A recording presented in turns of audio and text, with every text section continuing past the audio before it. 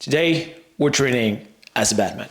If you're new here, if you don't know who I am, my name is Jonathan. I've been working out for over 19 years, and I have read thousands of comic books, and probably over half of them had this character in them. I've seen all the movies, I've seen everything. I'm a huge geek, as you may know. Yes, I'm a geek with abs, they exist, I'm the proof of it. I believe Batman is a GOAT in fitness. He knows his stuff. He has a very specific style. He's human. He has to work out pretty accurately for his role in the universe in saving Gotham and also the world at multiple occasions. And today we're going to work out as the Batman and do what he would do if he was real.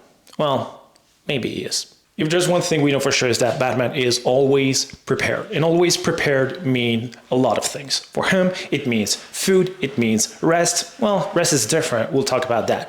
But it also means level of fitness. The guy has to be able to lift his weight multiple times over and over, as well as throw people around. Do you know how hard it is to just hang on to a human that is dangling on the side of a building? I don't either. I have no clue. But I'm pretty sure it is pretty hard. So he has to be strong. He has to be powerful. He has to not be too bulky enough because he wants to be threatening, but not too much because the heavier you are, also the harder it is for you to just do pull-ups and do calisthenics and also go from building to building in a easy fashion. So you don't want to be too heavy. So there's kind of a limit to the madness of what the Batman fitness is. So first things first, a very important one, time. If you think you don't have time, try being the Batman. He has none of it because he has so many things to do between being Bruce Wayne and being Batman and attending to all of that he has to attend to. So time is important. So forget about waiting around and kicking a rock in between your reps for the appropriate rest time. He's not taking that amount of rest time. Maybe he does from time to time, whenever, he lifts very, very heavy. Maybe he takes a 30 or a 45 seconds, but it's for sure timed. And if it says 45 seconds, he takes 44 seconds and a half. He knows his stuff. He knows what he's doing. Therefore, there is no way a lot of time is on rest. A lot of time is on the workout, is on the lifting. He goes fast. I'm not going to go as fast today because I'm currently not the Batman. I'm working out to it, but it's not yet done. I'm not rich enough. So I will be taking some rest, as you may take some rest as well. But the exercises will remain the same. So warm up, very quickly warming up, but I'm pretty sure he does a bunch of warm-ups. Warm-up will be very specific in terms of if he does a deadlift or something like that. The warm-up will just be deadlifting in a lighter fashion. Pull-ups would be a good warm-up. Everything stays functional. He doesn't do bicep curls. I'm sorry, he doesn't.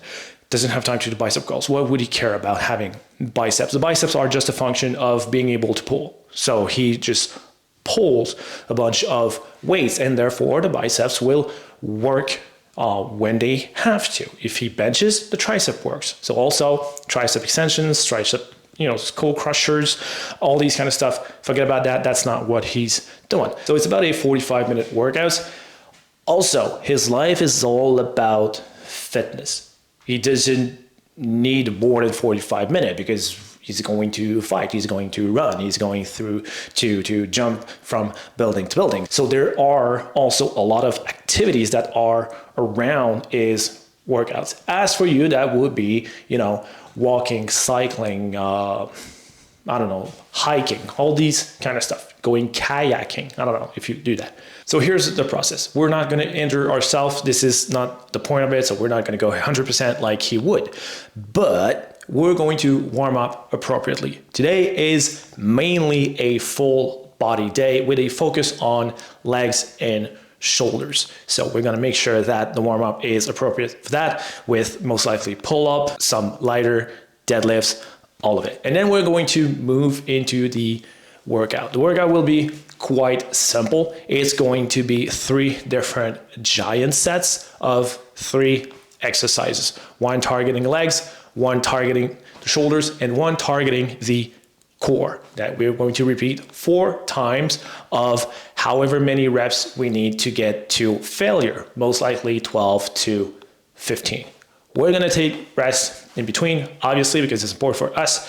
We're not yet the Batman. So we're going to take rest, and then we're going to move through the other giant sets, making sure that the intensity is right and appropriate and hard enough, because obviously that is the point of these exercises. Again, everything stays functional, everything stays fast for power. And power is very important when you are throwing people off buildings, not killing them. He doesn't kill people. So let's just get to it.